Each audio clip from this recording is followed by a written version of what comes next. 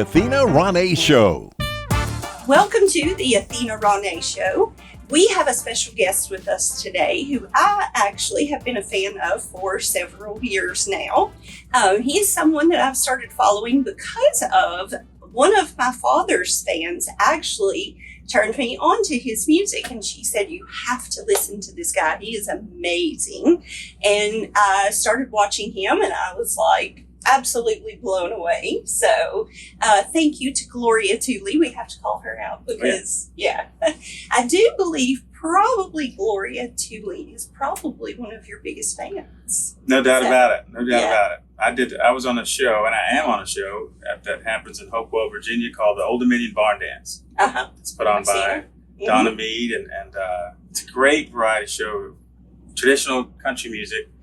For the most part, but wonderful experience. And one of my earliest shows on there, Gloria came to you, and I didn't know that. She has been super supportive ever since. I'm very thankful for her and for people like her. But Gloria has been a very, very good friend to us and a big supporter. Yeah. So Mr. Tony Jackson, I'm not sure if I actually said that or not, but Mr. Tony Jackson. Yeah, Tony Jackson. Welcome to the Athena Ronay Show. Thanks for having me. Thank you for doing it. I was really excited about interviewing you because I have been in this industry for so long. Of course, as a child, it wasn't my business or anything, but I've just been around it, since I was knee-high to Conway. So I've been in it a long time, and not many people blow me away anymore. There's only been a few, but you actually blew me away. Oh, thank you. Yeah, you are welcome. I think you are going to be one of the biggest country stars to ever live. So. Wow. Yeah. Wow. Well, that's high praise. I appreciate that. You are welcome. I'm very excited for you too. So you told me that you just got a record deal. Can you tell us a little bit about that? Yeah, I signed a deal for a new record with the group's called Audium, BFM, and it's Chuck Rhodes and Bob Frank Entertainment.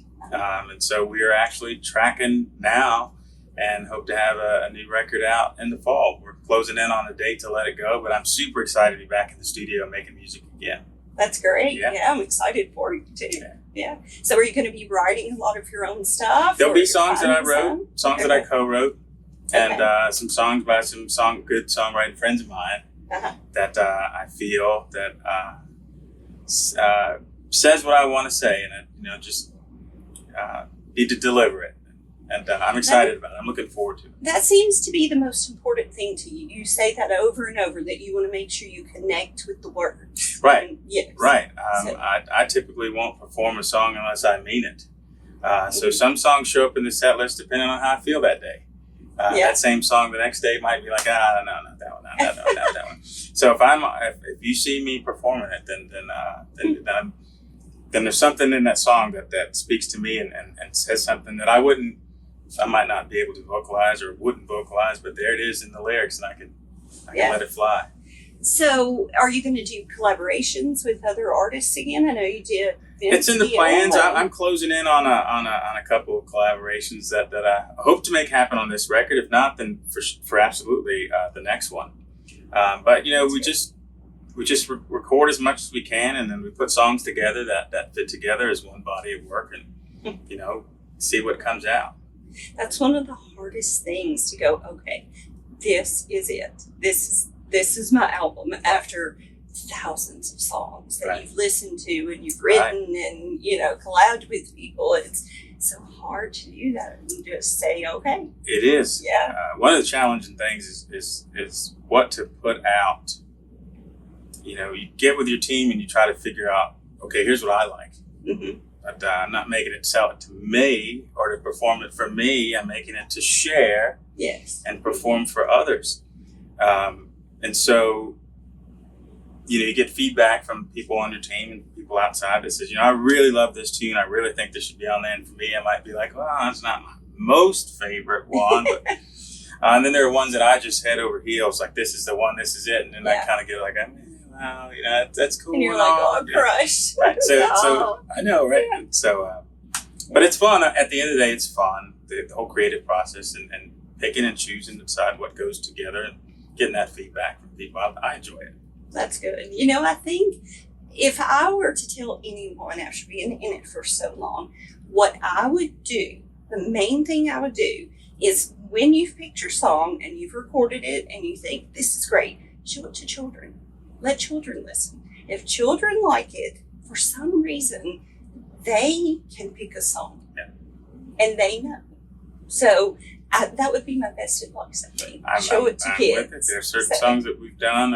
There's a song called For a Little While that we put out that my little one would sing every time it came on. It felt good to hear that. And, people post videos on TikTok and Facebook of them singing songs and their kids singing songs. It's like, yes, that's pretty special. You hit the nail on the head. That is a good indicator that you've got, yes, got definitely. So how long have you been on your journey? So when did you start singing? Well, my first performance in front of a crowd was my 5th grade. I had a Christmas show with my music class, and I was goofing off in class. We were getting ready for this Christmas concert. And so as a punishment, the teacher said, that's it, you're singing a solo in the winter performance thing. I said, oh my goodness, no, please, I'll never do it. I'll be good. She's like, no.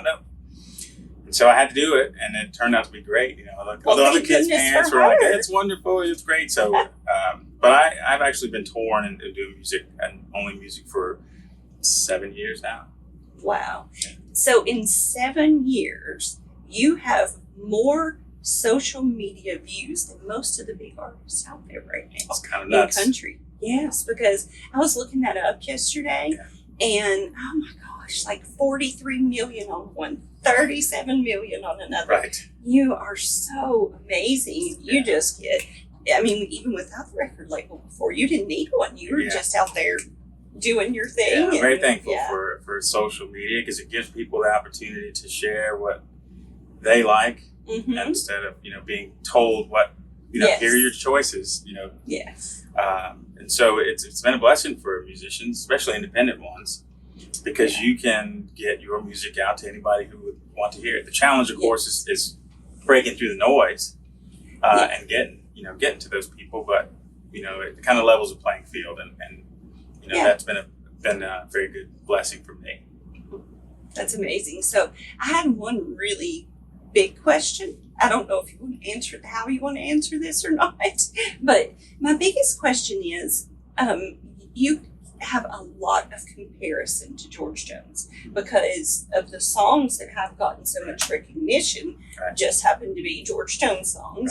So do you you're like, okay, but I want to do my own thing too, and you're like, but wait a minute, I'm not just a George Jones singer. I can do different, and you feel like you're in a box because of that. It comes up from time to time. I wondered that. But it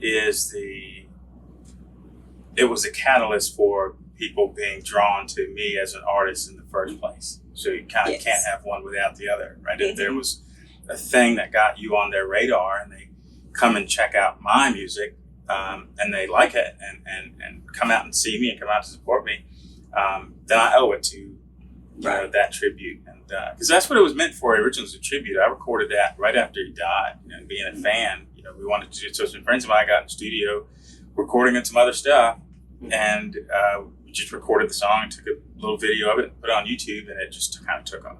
Yeah, kind of took off. Yeah. No, it exploded. You're right, it did. How many did it get in? It said in like 3 weeks it got how many views? It was several million. It was like, it was doing like 1 million a day for a good stretch, for about a week maybe. And it's just, it just keeps coming up. And yeah, I don't think it'll ever die. Yeah. It's still getting views, so It's amazing. Yeah, you're very blessed to have that. And I always wondered if it made you feel like you were in that box and like, no. Wait a minute, I'm telling you. Well, I get, it's a melancholy tune. It's a sad tune. And so sometimes when I'm asked to perform it, it's like, oh my God, like it's going to bring everybody down, or if I'm doing a radio interview, which is usually very early in the morning, I want you to do a grand tour at 6:30 in the morning when I sound more like Barry White than than anybody else. So those times it can be a bit of a challenge, but no, it hasn't constrained me at all, and it is traditional country music, and that's what I love, and I love to be able to do it. Well, speaking of a box, it might put you in what a box to be in, right? Because what a person to be compared to. Right. So he's the GOAT, Yes. pretty much, of I country agree, music. 100%. So, yeah. So if you had to be compared to anybody all the time, at least it is him. Right. So, yeah. So I think that if you could do a new album that was pretty much something that George would have done, were he still here, people would just faint pretty much because... Yeah, and our sound is traditional, instrumentation is traditional, but it's not old country. I think it's unique. I think we have something that identifies, that's Tony Jackson, Yes. that's mine. So, in the larger context, yeah, it's more traditional, but it doesn't sound like anybody else's record, in my opinion. Yeah. I'm excited too. Yeah, me too. Very excited. So I have to tell you this. I think I'm not sure if I mentioned this or not. So I'm 48 years old, and I've been to the Grand Ole Opry hundreds of times. Yeah. I don't even know how many times in my entire life. Yeah. One time now, I have sat in the audience. Every other time I've been out there in the back, running around as a little kid, bugging everybody, So the very first time was the other day to see you. And I sat in the audience for the first time in my life. Wow, my last time there, you were out there? Yes. Wow. Yeah. So, well, I don't know if it was the last time because you did play there a lot, but it was I made with my way Gloria. to the audience, too. Oh, that was the time before then. So the time before. So the last time I was there, I went through the side door and went and sat out in the audience. You did? It's my first time being out in that space, too. It was? All the times so I've been there, I've fun. not been out in the house. And the amazing place about it, like the layout and the design for an audience at the Grand Ole Opry, there's no bad seats in there. It looks a lot smaller from the audience than it does from the stage, looking out into that room. I was amazed that the sound is just amazing in there, and like I said, there's no bad seats. So what a place to be. I intend to sit out there a lot more. Yeah. When I'm not performing. It was really a neat experience for me, and a shocking experience because I didn't even think about the fact that I'd never been there because I'd been there so much in my life. It's like, so this is new. Oh, this is cool. Yeah. But most of the time, like I said, I was a kid running around backstage, and bugging everybody. Right. I'm sure. Hey, that's what you do backstage. That's the backstage is fun. Yeah. So speaking of the Grand Ole Opry, how many times now do you even know? This last time was my 8th time. Between the Grand Ole Opry, Opry Country Classics, and I did Opry at Sea on the last country music cruise. So that's 8 times on the Grand Ole Opry stage. Wow, what a blessing! Absolutely. Too. Yeah. So when you accomplished all of that, you did that all on social media plays, pretty much. No record label at first, and we did with Donna Mead, that I mentioned, did the Old Dominion Barn Dance. She and I partnered on a deal to put out our first record. And we've had some radio success on Music Row charts, and we did quite a bit of touring off of it. And Bill Anderson lent his Grand Ole Opry member status to bring me aboard on his segment on my Opry debut. They invited me out in 2019, February 23rd, 2019, and that was an amazing experience that first time. And I guess we did pretty good because they invited me to come back. Yeah, they keep inviting you back. Yeah, I love it. I love it. It was my favorite place to play. It's an absolute mountaintop country music. And so every time it feels like the first time. It's just a special place. I was going to say it's probably very surreal. It is. Like I'm actually standing. It's like watching it happen to somebody else. Yes, I can imagine that. Yeah. But Donna and my dad are really good friends. Yes, they are. For a very long time. Did a show with your dad at the Barn Dance. Yeah. 2, actually. Yeah. 2. The second one I learned about standing too close to him in the wings when he's performing, because if you do that, you will be back on stage with him. At a moment's notice. Hey, come on out here and sing a song. He likes to do that, and I enjoyed performing with him.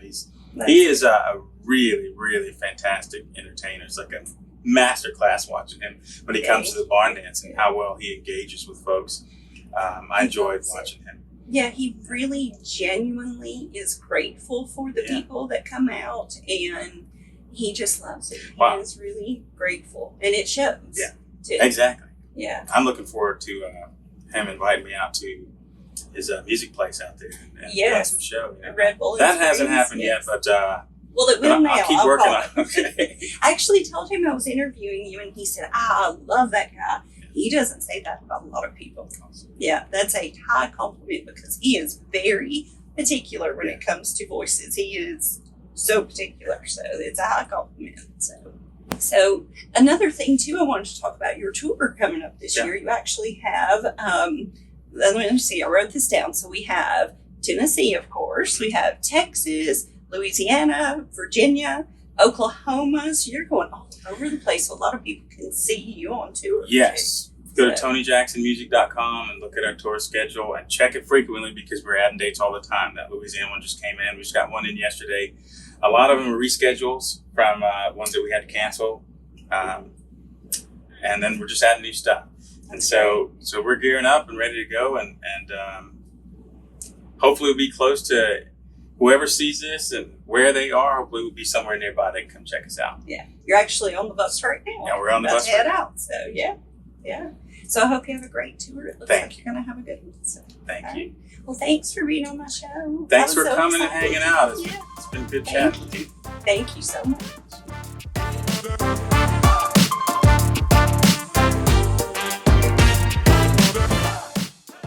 Summertime is here, so join me as we make a quick, fun summertime treat. Ingredients you will need: Nutella or alternative hazelnut spread, strawberries, butter, or for a healthier option you can use coconut oil, and powdered sugar is optional. Spread the butter or coconut oil on your bread and place oiled side down on your griddle. Spread the Nutella on the bread, then layer with strawberries. Sprinkle your optional powdered sugar over the berries. Then top with your choice of cheese. I used Munster. You can use mozzarella as well. Flip when ready, and then serve and enjoy this quick, fun gourmet treat.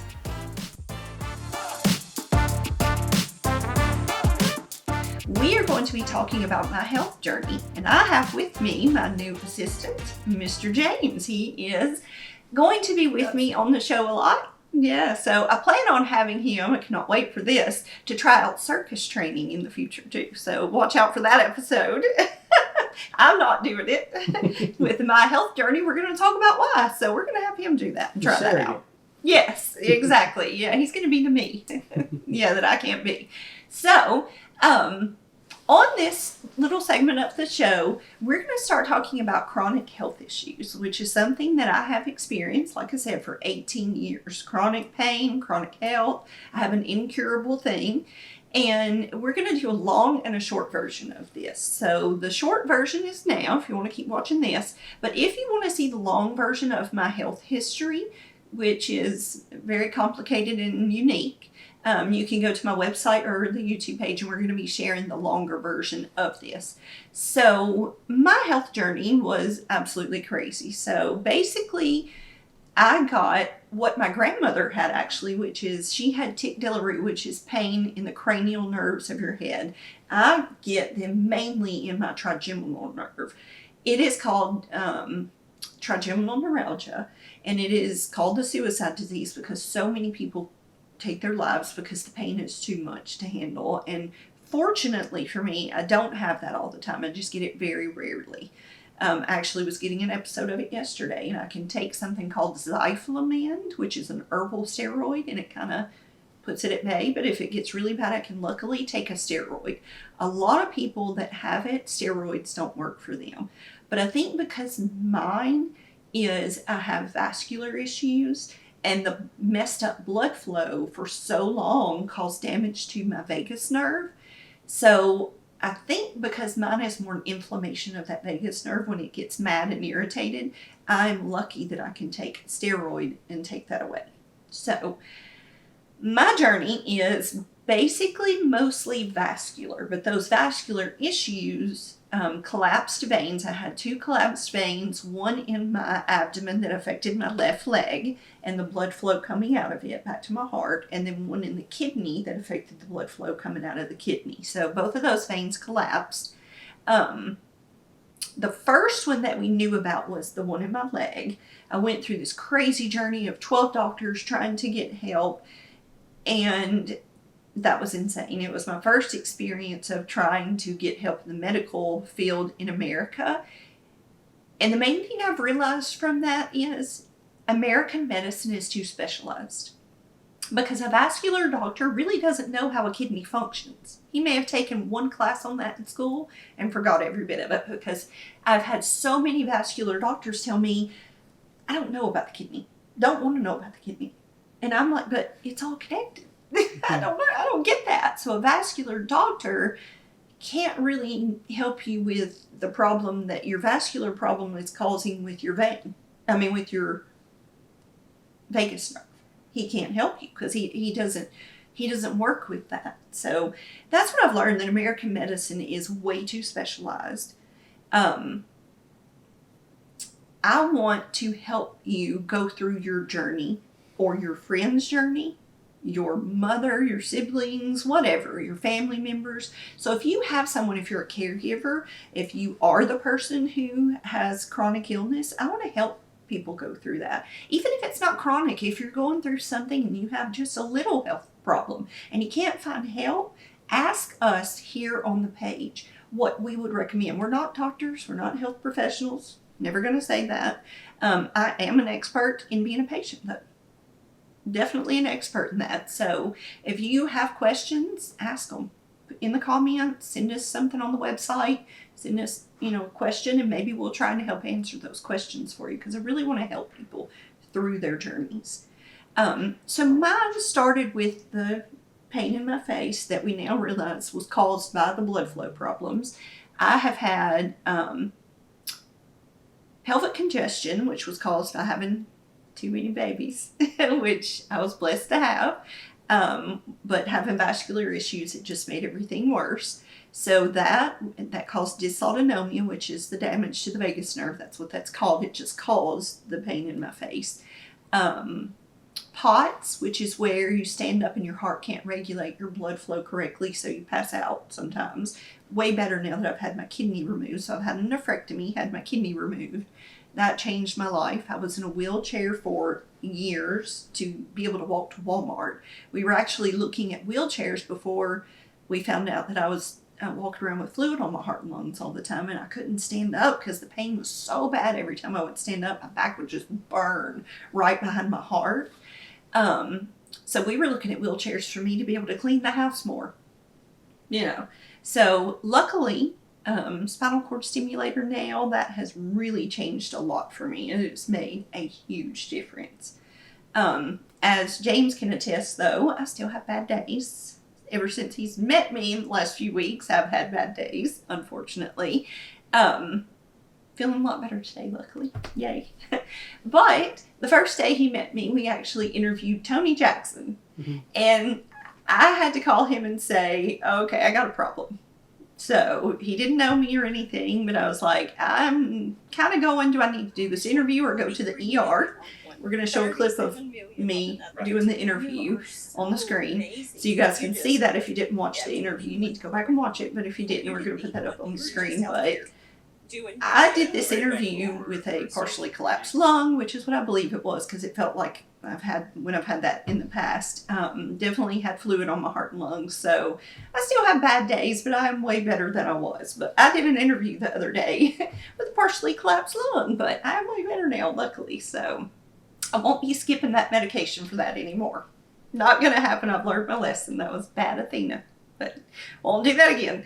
But anyway, so my journey has been absolutely intense and crazy, but that is a God thing, I think, because I kept thinking during my entire journey that God had a plan for this. And it may be this for me to share and help other people, and it may not be, but I believe that that's probably part of it, that I can help you guys, help other people through what they're going through. So I really hope so. So if you guys want to see the entire journey, like I said, go to my website and we're going to share the detailed journey, and some of it's really detailed. But if you guys want to see that, go to the website, go to the YouTube page, and we'll be sharing that on there for you.